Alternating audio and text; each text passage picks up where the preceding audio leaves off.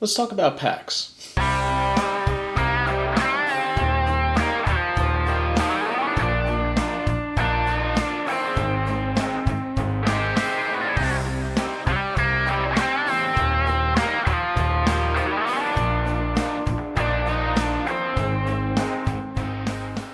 This past weekend was another amazing PAX Unplugged in Philadelphia. It's an absolutely amazing event specializing in all the different board games, tabletop games, card games, pretty much anything that doesn't really have to do with video games all that much. That's usually what they try to reserve for their regular PAX events. Love going to Philadelphia. It's really one of my favorite cities. I went to school there many years ago, and I've just absolutely fallen in love. Me and a friend of mine, Paradox Now, we drove down, got our hotel all set up, went straight over to the expo hall. There was a game that he was really excited for in particular called Fate of the Fellowship. He knew that it was something that was going to be very highly sought after, so we went straight over to there. Unfortunately, by the time we got to the vendors, they were already sold out of the game. But they said they were going to have more the next day, so I figured, alright, we'll try again tomorrow, no problem. Wandering around the expo hall, it's absolutely overwhelming. All the different sort of games, sort of developers, there's really no limit of what you can find on this expo hall. It's absolutely amazing. In our adventures, we ended up coming across a game that I'm familiar with that I had found before called Heroes of Arcadia. It's a really great game. It incorporates dungeon crawling, a little bit of like RPG elements to it, treasure finding, and yes, they incorporate drinking into the game, but you don't necessarily need to play it that way. I mean, it's fun to play it that way, don't get me wrong. Whenever I bring it up to people, they always seem to think that I'm drinking too much. I don't understand why they would be thinking that. Kept wandering around for a bit after that. Ended up picking up a few more Dragon Shield sleeves for a couple of my decks. They ended up having the Fetchland sleeves like they had in MagicCon Atlanta, so I was able to pick up a few of those. I ended up coming up to a Chaos draft that I was all set up for. Sat down at my table, and I noticed that one of the people participating in this draft was Beezy from the Nitpicking Nerds. Able to talk to him a little bit, and then eventually around the draft, his partner Mia ended up coming as well. Ended up telling me that Beezy's really into any of the con exclusive events, loves being able to do things that you can't do anywhere else, which is really what it's all about whenever you're doing anything along the lines of playing Magic or something like that at an event like this. Draft went okay. I didn't really find anything in the colors that I was looking to build. Ended up playing very well. My first round opponent was very young. It was the first time doing this sort of a Chaos draft. He had a ton of fun with it. Ended up drafting in mono blue, which I found amazing that he was actually able to go and pull that off. Very excited about the fact that he pulled a Jin-Gitaxi's Core Augur from the Multiversal Legends slot in a March of the Machines pack. So we built the whole deck around that. So excited to be able to get that out in his first game. I was very mana screwed, so I wasn't really able to do all that much. Next couple of games, I was able to really kind of get the momentum going, and I was able to just kind of outvalue him over the course of the game. Game 2 was the complete opposite of this. I had just what I needed to be able to get my game going, but my opponent was just perfectly curved out. Turn 1, land, creature. Turn 2, land, bigger creature. Turn 3, land, bigger creature, and just I was not able to keep up. He was able to completely destroy me. And then moving on to the third game, my opponent wasn't as confident as the last couple, but I mean, we were all just there having fun. That's the point of having a Chaos draft. That's what I was telling a lot of the people. I'm like, as long as we're all having fun, that's the most important thing. I was able to come out on top on that one. So I mean, 2-1 for the course of the day, that's not too bad. Afterwards, I met back up with my friend. We ended up wandering around a little bit more, doing a couple of play tests of games. One in particular called Galaxy Truckers from a company that both of us very much enjoy. Had a lot of fun with that. It was a lot of kind of puzzle solving in addition to like board gaming. Very fun little game. Lots of like little intricacies that we were able to find with it. And it's something that he eventually ended up getting the next day. After we were done with that, there was nothing else that was really kind of going on, either on the floor or in panels or anything like that. So we just decided to turn in early for the day, We knew this was going to be a very long weekend, so we really wanted to kind of try to pace ourselves to make sure that we weren't exhausting ourselves right out the gate. We knew that we had a later event the next day that we wanted to go to, so we turned in and got ready to go for day 2.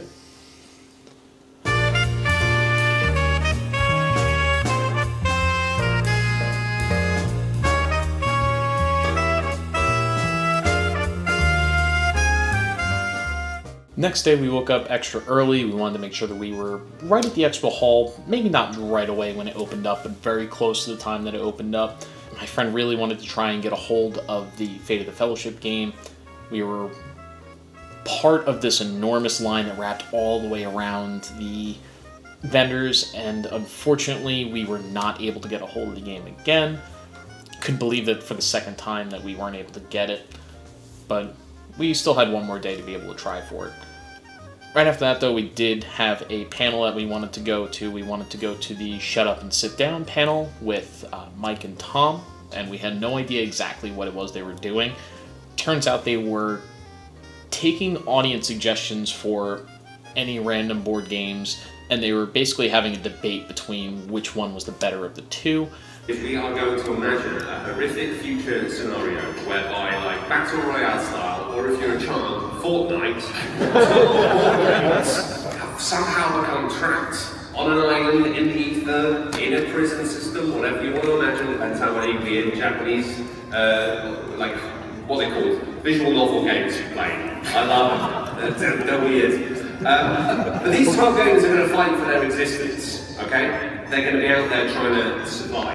They really kind of went a little off book in terms of that. They got a couple things that, I mean, I don't know if I would necessarily consider Twister a board game. I definitely wouldn't consider Beyblades a board game, but it was absolutely hilarious. They said it was the first time that they've ever done any sort of a panel like this, and they were really like kind of pinpoint on. They were a lot of fun, very funny. The audience was really engaged in a lot of everything that they were doing. Jenga, it's really hard to defend Jenga going, I'm not going to lie. Okay, Jenga, look, do you want to start? Yeah, let's start. Jenga, start. It was just absolutely amazing. I was really looking for a particular artist that I'd seen there last year. Really kind of like a beautiful style, kind of a cross between realism and The Last of Us. Her name is Sarah Dollinger of Astra Fauna. Absolutely beautiful work. I was very excited to be able to meet her there and tell her just how gorgeous I find her work. Horrifying as it is a lot of the time, but absolutely beautiful. And I was very excited to be able to get a couple of pieces of hers to be able to bring home with me. It was something I was really kind of hoping to do last year, and for whatever reason I just didn't do it. After that, we were able to go back to a producer that we both really enjoyed. We were able to test one of their newer games called Whisperwood. It's very fun, kind of almost like a Tetris style kind of a game where you're building a grid using different colored elements, and there's different ways of scoring. Very complicated. I love the sort of puzzle games that kind of make you think outside the box a little bit more, and this had a very complicated sort of scoring system depending on what sort of pieces you end up drafting with, and it's just a very fun little game to be able to play. Unfortunately, like Fate of the Fellowship, this was one of the games that was just so highly sought after, and we got to it a little bit too late, and unfortunately they were sold out for the weekend on that one, but it's something that we're very much going to keep on our radar. After that was all finished up, we just went back over to the free play area. There's an amazing area where you can go. You can check out from a huge variety of different games. And we found this little one that was called Fort, mainly kind of for a younger audience, but it just kind of caught my eye that it was a building game of a group of kids building a fort for themselves. The whole experience of being at PAX Unplugged is kind of awakens that inner child, and I felt like kind of embracing that a little bit. So we played this game, very fun little game where you're drafting different cards that are representing different kids, different abilities to be able to do with them, and it was a fun way to be able to kill a little bit of time. We still had a little bit more time before we got to the main panel that we were both very much looking forward to. So we just sat down for a minute and we played a quick game of Pauper with a couple of the decks that I had. I brought with me my Mirror Affinity deck as well as my Grixis Black Wizard deck. My buddy decided to do that one, I did my mirror deck, and we just had a quick little kind of back and forth with everything. I ended up coming out on top, but we still had a lot of fun while we were just killing a little bit of time.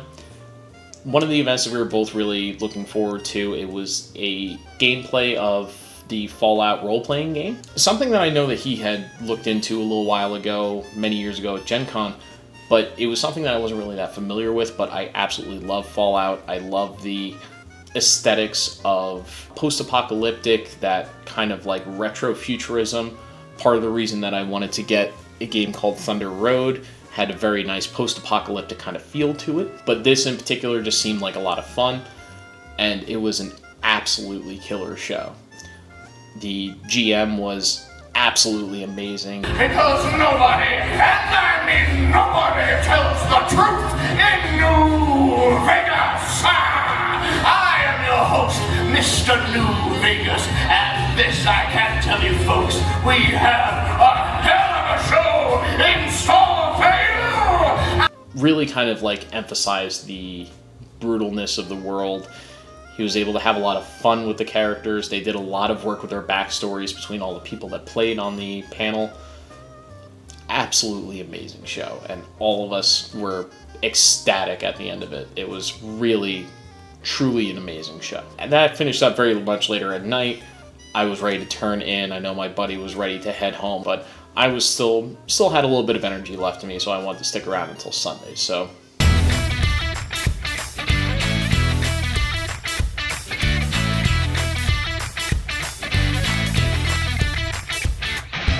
back on Sunday, even though my friend needed to go home, I was really kind of hoping that I'd be able to help him out with getting this game that he was trying to get. I got there very early, got a fantastic place in line. Everything opened up, I went straight over to the stand. There couldn't have been more than maybe like 25, 30 people that were in front of me, and I wasn't in line for 5 minutes, and they sold out again. I was told by one of the attendants that they only had 10 of them on hand for that day, which is crazy to me. I can't believe that that's actually all that they had. But I also understand that this game was extremely highly sought after. So after that, I decided to wander around on the floor, looking at a couple of magic cards, see if there were a couple things that were catching my eye. I picked up the Last Agni Kai. I picked up a foil mirror reservoir, which I was very excited. I couldn't believe that I actually saw something like that. And I picked up a Wang Shitong Librarian, which was much more difficult to find than I thought. I've been looking for it all 3 days. I guess somebody had just turned one in for credit, and I was able to get a hold of that right away. And then shortly after that, I was fortunate enough to be able to meet up with Lua Stardust in order to get a quick game in. She was one of the players on the Fallout RPG that we went to, and she did a couple of other things for a couple of the different vendors, but thankfully she had Sunday open, so she was able to meet up to get a quick game in. We were able to find another random person that was able to come in. She was playing a Metacant core deck. He was playing a Brimaz deck, and I wanted to play something that was kind of along that similar line, and I happened to have my Urtet deck on me, so I decided to play that one. Very fun, kind of like back and forth. Urtet really kind of got the ball rolling decently for me. They had to use a decent amount of removal to be able to kind of keep me under control. Lua ended up giving her creatures flying and hitting me in the air, but unfortunately I did have an answer that was able to completely take her out of the game the next turn. The other opponent that we had unfortunately just didn't really have a whole lot to kind of keep himself going over the course of the game, so he opted to call the game, and we got a good old win for Urtet. I got some mirrors in here too, I see them. Yeah, I'll get a Burrows familiar. Put it to my hand and I'm going to shuffle off. I said they're the best creature type. Oh my god, Kiku! Where's it from? Wanted to try and get at least 1 or 2 more quick games in before the end of the day. So I decided to sign up for something I wasn't really that familiar with. It was something called Commander Boss Monster. I'd never heard of this format before. I had no idea exactly what it was going into it. But as it turns out, it's 4 against 1 against an unseen opponent, and you roll a die in order to decide what sort of spells they cast when it gets to their turn. They increasingly get more dies, more spells to be able to cast as the game progresses, and it absolutely fucking sucked. This was a complete complete shit show of a format. So the boss monster had 6 different options to be able to do on their turn. If you rolled a 2, all permanents lose indestructible, and all legendary permanents and creatures are destroyed. If you roll a 3, every player loses 5 life. If you roll a 4, the boss monster gains 5 life. If you roll a 5, players can't draw more than 1 card during their turn. If you roll a 6, you have to roll 2 more dies. And if you're unfortunate enough to roll a 1, you discard 3 cards, you mill 3 cards, and then you do options 2, 3, 4, and 5, all in that order. Not so bad if you're only rolling a couple of the options that we have in there, but our games got very, very unlucky, and we kept on rolling 1, so we weren't able to stick any creatures on the board, we weren't able to get anything going, our hands were constantly getting discarded, and we just got completely crushed.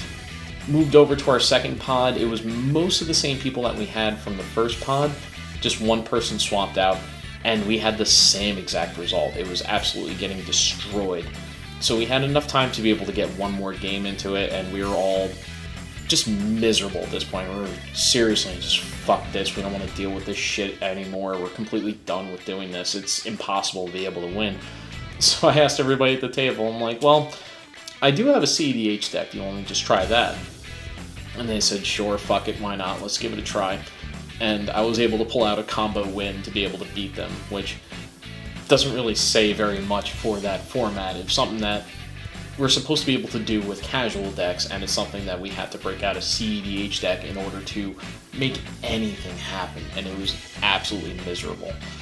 Had enough points accumulated over the course of the day to be able to get 1 collector pack of Avatar. I already opened enough of it, I wasn't really itching to kind of open more of the set, but it was exactly as many points as I had, so I decided to get one of them, try my luck on it, and it was an absolute bloodbath of a pack. Nothing really that great going on in it, but still had an amazing time.